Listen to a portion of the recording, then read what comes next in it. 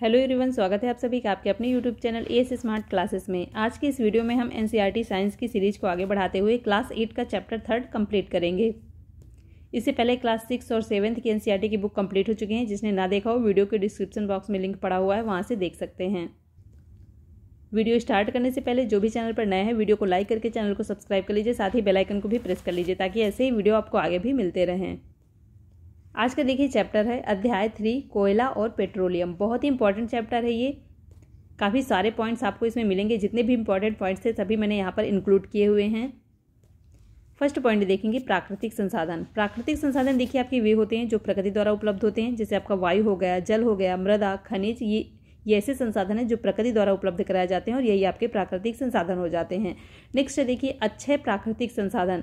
अब प्राकृतिक संसाधन को दो भागों में बांटा गया है। एक तो आपका अक्षय प्राकृतिक संसाधन हो जाता है और दूसरा समाप्त होने वाले। तो अक्षय प्राकृतिक संसाधन में आपके वो आ जाएंगे जैसे आपका सूर्य का प्रकाश है, वायु है, इनके असीमित भंडार हैं, ये खत्म होने वाले नहीं हैं। तो ये आपके आ जाएंगे अक्षय प्राकृतिक संसाधन में। यहाँ पर देखिए दिया भी हुआ है वे संसाधन जो प्रकृति में असीमित मात्रा में उपलब्ध हैं और मानवीय क्रियाकलापों से समाप्त होने वाले नहीं है, जैसे आपका सूर्य का प्रकाश और वायु। इंपॉर्टेंट है, देखिए उदाहरण बहुत इंपॉर्टेंट होता है, याद रखिएगा इसको। समाप्त होने वाले प्राकृतिक संसाधन कुछ हो जाते हैं आपके, जैसे आपके हो जाते हैं वन, वन्य जीव, खनिज, कोयला, पेट्रोलियम, प्राकृतिक गैस आदि।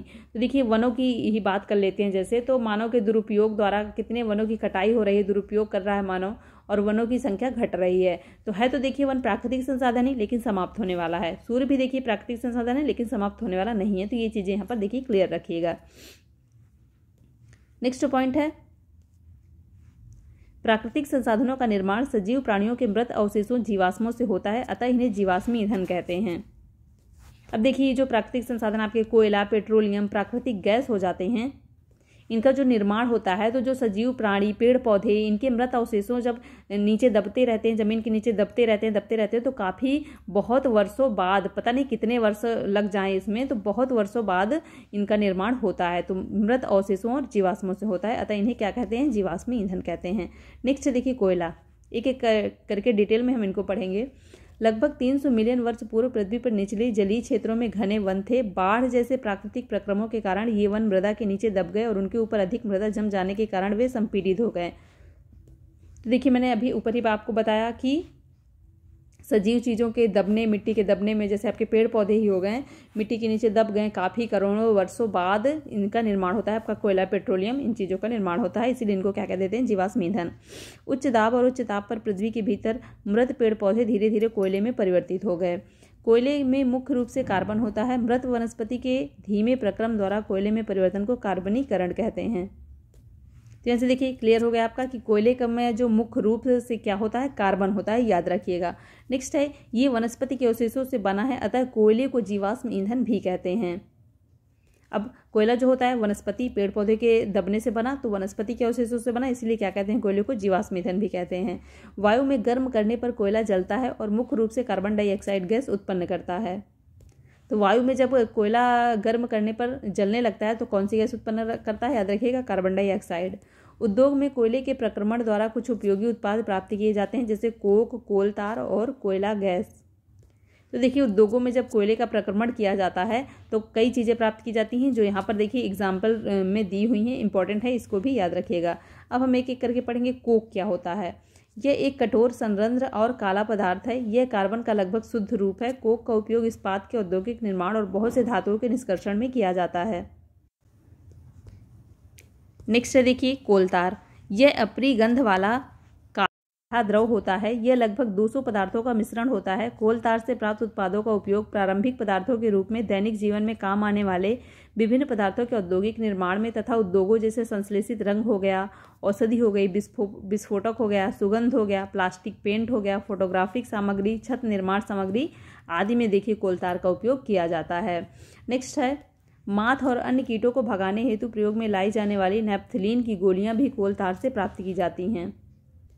तो देखिए कीटों को भगाने के लिए जो नेप्थलीन की गोलियां प्रयोग की जाती हैं वो भी कोलतार से बनाई जाती हैं। नेक्स्ट है आजकल पक्की सड़कों के निर्माण में कोलतार के स्थान पर पेट्रोलियम उत्पाद बिटुमेन का उपयोग किया जाता है। ये भी देखिए इंपॉर्टेंट है कि कोलतार के स्थान पर किसका उपयोग किया जाता है? तो बिटुमेन का, पक्की सड़कों में आजकल। नेक्स्ट है कोयला गैस। कोयले के प्रक्रमण द्वारा कोक बनाते समय कोयला गैस प्राप्त होती है। तो देखिए, जब कोयले के प्रक्रमण द्वारा कोक बनाई जाती है तभी कोयला गैस प्राप्त होती है।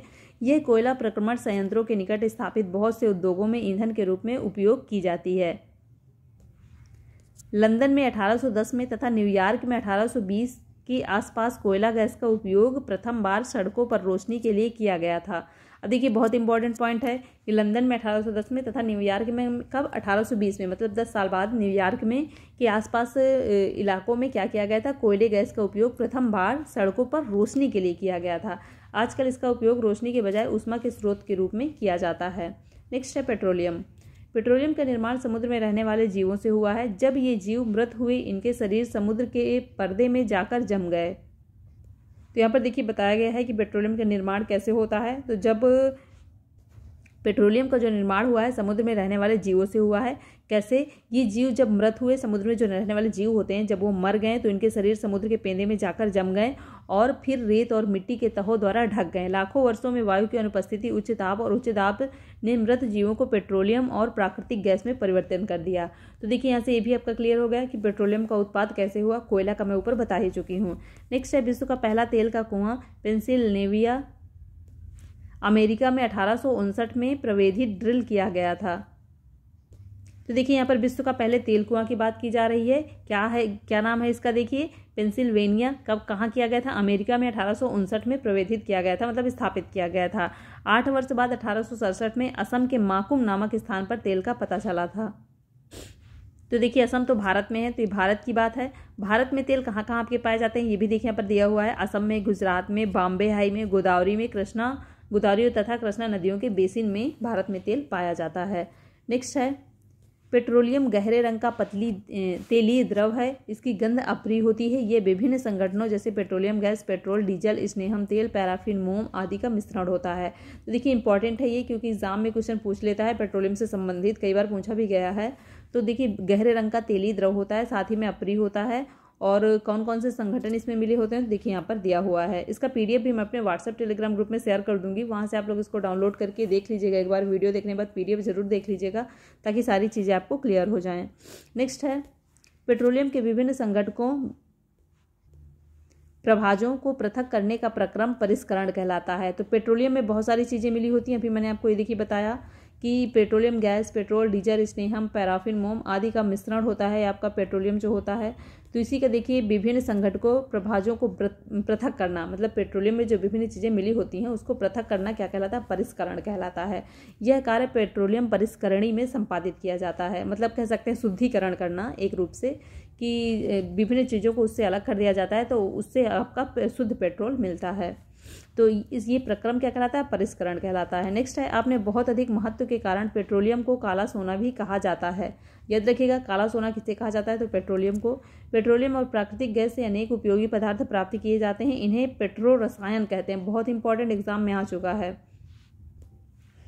इनका उपयोग अपमार्जक, रेसे, पॉलिएस्टर, नायलॉन, एक्रिलिक आदि, पॉलीथीन और अन्य मानव निर्मित प्लास्टिक आदि के औद्योगिक निर्माण में किया जाता है। नेक्स्ट पॉइंट है देखिए, प्राकृतिक गैस से प्राप्त हाइड्रोजन गैस का उपयोग उर्वरकों, यूरिया के उत्पादन में किया जाता है। तो प्राकृतिक गैस से जो हाइड्रोजन गैस प्राप्त होती है उसका उपयोग कहाँ में किया जाता है, यूरिया के और उर्वरकों के उत्पादन में किया जाता है। नेक्स्ट है देखिए पेट्रोलियम के विभिन्न संघटक और उनके उपयोग अलग अलग यहाँ पर दिया हुआ है। जैसे द्रवित पेट्रोलियम एलपीजी, जिसका उपयोग आप लोग घरों में खाना बनाने के लिए करते हैं सिलेंडरों का, वही देखिए होता है एलपीजी। इसका फुल फॉर्म होता है लिक्विड पेट्रोलियम गैस।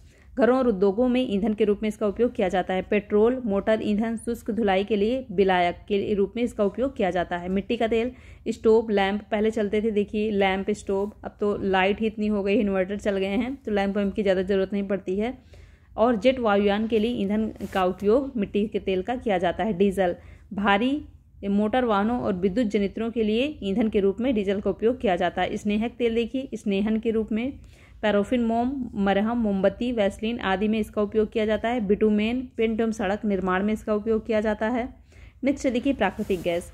प्राकृतिक गैस एक बहुत महत्वपूर्ण जीवाश्म ईंधन है, क्योंकि इसका परिवहन पाइपों द्वारा सरलतापूर्वक हो जाता है, मतलब एक जगह से दूसरी जगह ही आराम से पाइपों द्वारा भेजी जा सकती है। प्राकृतिक गैस का उच्च दाब संपीड़ित प्राकृतिक गैस सीएनजी के रूप में भंडारित किया जाता है। तो देखिए प्राकृतिक गैस को जब उच्च दाब पर संपीड़ित किया जाता है तो उससे क्या बनता है, सीएनजी के रूप में भंडारित उसको किया जाता है। नेक्स्ट है सीएनजी का उपयोग ऊर्जा उत्पादन हेतु किया जाता है। अब इसका उपयोग ईंधन वाहनों में भी किया जा रहा है। अब देखिए प्रदूषण काफ़ी ज़्यादा फैलता है, जिसके कारण अब ऐसा नियम चलने वाला है कि सभी लोग सीएनजी वाली गाड़ियाँ चलाएं, क्योंकि उसमें धुआं नहीं होता है। नेक्स्ट है देखिए सीएनजी का पाइपलाइनों का जाल बड़ोदरा, गुजरात, दिल्ली के कुछ भागों और अन्य स्थानों पर उपलब्ध है। सभी जगह देखिए अभी सीएनजी के पेट्रोल पंप नहीं है, लेकिन बड़े बड़े शहर जो हैं वहाँ पर ये देखने को मिलते हैं। जैसे देखिए यहाँ पर बताया भी गया है कि जाल बड़ोदरा, गुजरात, दिल्ली के कुछ भागों में अन्य स्थानों पर उपलब्ध है। हमारे देश में प्राकृतिक गैस त्रिपुरा, राजस्थान, महाराष्ट्र, कृष्णा, कावेरी डेल्टा में पाई जाती है। कहाँ कहाँ पाई जाती है प्राकृतिक गैस हमारे देश में, ये भी चीज़ें यहाँ पर दी हुई हैं। नेक्स्ट है प्रयोगशाला में मृत जीवों से कोयला, पेट्रोलियम और प्राकृतिक गैसें बनाई जा सकती हैं। भारत में पेट्रोलियम संरक्षण अनुसंधान समिति PCRA लोगों को सलाह देती है कि गाड़ी चलाते समय किस प्रकार पेट्रोल डीजल बचाएं। कोयला और पेट्रोलियम के संसाधन सीमित हैं, हमें इनका न्यायोचित उपयोग करना चाहिए। जैसे ऊपर आपको बताया गया था कि कुछ ऐसे भी प्राकृतिक संसाधन हैं जो समाप्त होने वाले हैं, समाप्त हो सकते हैं। तो इसमें देखिए कोयला और पेट्रोलियम भी आता है। अगर इनका दुरुपयोग करेंगे, फालतू में इनका उपयोग करेंगे, इनको बर्बाद करेंगे तो ये ख़त्म हो जाएंगे, और इनके बिना ज़िंदगी कितनी कठिन है आप सोच ही सकते हैं। साथ ही में देखिए ये भी याद रखिएगा कि पेट्रोलियम संरक्षण अनुसंधान समिति PCRA लोगों को सलाह देती है, किसकी सलाह देती है, गाड़ी चलाते समय किस प्रकार पेट्रोल डीजल बचाएं, पेट्रोल डीजल बचाने की ये सलाह देती है। तो यहाँ से ये चैप्टर आपका कंप्लीट होता है। वीडियो पसंद आया हो तो वीडियो को लाइक कर दे। साथ ही में जो भी चैनल पर नए हैं वीडियो को लाइक करके चैनल को सब्सक्राइब कर लीजिए, ताकि ऐसे ही वीडियो आपको आगे भी मिलते रहे। मिलते हैं नेक्स्ट वीडियो में। Thanks for watching.